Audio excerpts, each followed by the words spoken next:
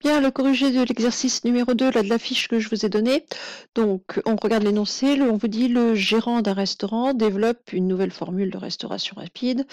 Donc, il a un menu qui comprend un plat, un dessert. Et les clients ont le choix entre deux plats. Ça va être soit viande, soit poisson. Et les desserts, ça va être pâtisserie, laitage ou fruits. Donc un plat, un dessert, le plat viande ou poisson, les desserts, pâtisserie, laitage ou fruits. Donc il teste sa formule un mois et étudie toutes les commandes pour voir un petit peu ce qu'il en est pour sa clientèle. Donc quand on regarde un petit peu tout ça, donc il y a eu 600 commandes de fait, 72% comprenaient un plat de viande. Donc il va falloir compléter de toute façon le tableau, donc on va faire les calculs tout de suite.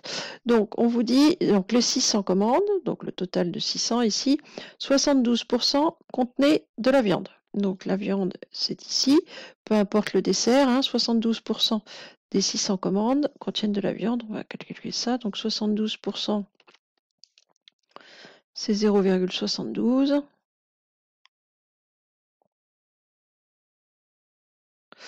Et donc 0,72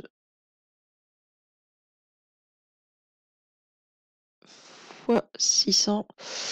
Alors, je vais essayer de ne pas dire des bêtises. Ça ferait bien 452. Je vais quand même vérifier ça. Bon, j'ai bien fait de vérifier parce que c'est 432 en réalité. Donc, 432 plats contiennent de la viande. Donc, la viande, ici, on est à 432. 432 menus et avec de la viande en plat. Ensuite, 45% des clients ont pris une pâtisserie. Donc 45% des clients ont pris une pâtisserie. Alors 45%, c'est 0,45. Donc c'est 45% des clients, donc 0,45 fois 600. Bon, ça, je pense que ça fait 270, je crois ne pas me tromper. Donc, on prit une pâtisserie, donc 270 ici, en dessert. Ensuite, parmi eux, 44 avaient choisi le plat de poisson. Donc, le 44 est déjà porté. Parmi ceux qui ont choisi la pâtisserie, donc parmi les 270, dans leur plat, 44 avaient pris le poisson. Ensuite, parmi les 138 commandes comprenant un fruit comme dessert, alors est-ce qu'ils l'ont mis le 138 ici? Non. Donc, ceux qui ont un dessert, 138. Ceux qui ont un fruit en dessert, c'est 138. 73 comprenaient du poisson. Voilà, donc avec ça, normalement, on doit pouvoir compléter. Alors ici, 600, on va changer de couleur. Donc ça, c'est en bleu, c'est les données de l'énoncé. Après, le reste, c'est par soustraction. 600 moins 432, ça doit faire 168. Alors ensuite, ici, on a 270 plus 138. Alors, 270 plus 138 qui fait 408. Et 600 moins 408, ça doit faire 192.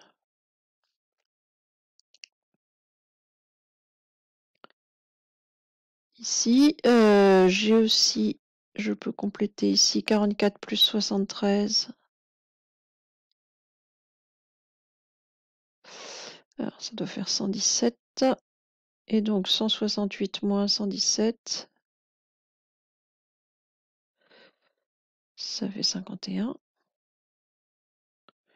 J'espère que je ne suis pas en train de me tromper dans mes calculs, moi. Alors ensuite, toutes les soustractions en colonne, 138 moins 73. Ça fait 65. 192 moins 51, ça fait 141. 270 moins 44, ça doit faire 226. Et le verdict, 226 plus 141, ça fait 367. 367 plus 65, en tout cas ça fait 432, donc ça m'a l'air pas trop mal finalement.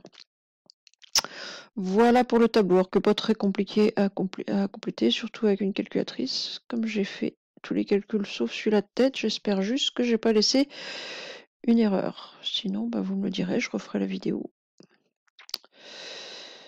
Alors ensuite, donc on prend une commande au hasard parmi les 600 en fait pendant le mois de l'enquête.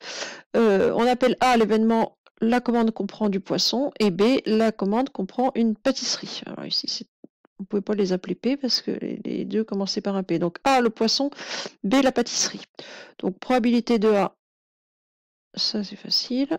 La probabilité d'avoir une commande qui comprend du poisson, le poisson c'est 168 sur 600. Alors, ça doit être un décimal.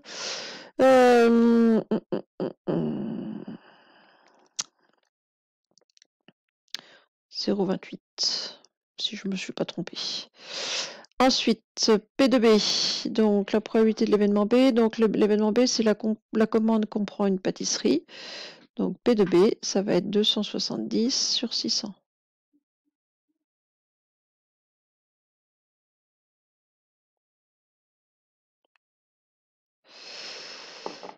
Alors,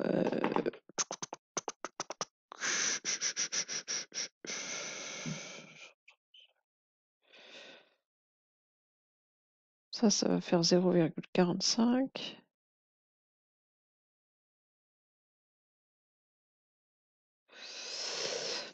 Ensuite, alors là, il va falloir sortir la calculatrice. Donc, à 10 mois de près, la probabilité que la commande comprenne à la fois du poisson et une pâtisserie. Donc, c'est un et, c'est une intersection.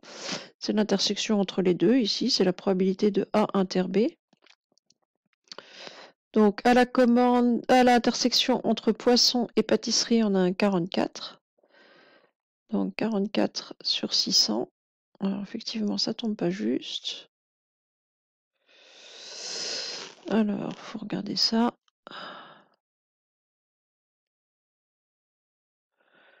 44 sur 600, ça fait 0, alors on vous disait à 10 moins de près, donc 0,07. Deux chiffres après la virgule. Alors derrière, il y a un paquet de 3. Hein. C'est que des 3 derrière. Et enfin, la dernière. La probabilité que la commande comprenne de la viande, sachant qu'elle comprend une pâtisserie. Donc il y a un sachant que, c'est-à-dire que là, on a une probabilité conditionnelle. Donc la probabilité d'avoir de la viande. Alors la viande ici, c'est le contraire de poisson, puisque c'est viande ou poisson. Donc ici, on est sur A bar. Sachant qu'elle comporte une pâtisserie, donc sachant B. Donc c'est le... Alors, il y a deux façons de le voir. Soit vous dites, on est dans la ligne pâtisserie. La probabilité d'avoir pris de la viande, c'est 226 sur 270. Sinon, vous l'écrivez directement. Donc c'est cardinal de A bar, donc inter B, viande et pâtisserie sur cardinal de B, c'est-à-dire cardinal de l'événement avoir repris une pâtisserie. Donc en tout cas ici, on retrouve notre 226 sur 270. Là c'est à peu près égal. Donc 226 sur 270. Et ça fait à peu près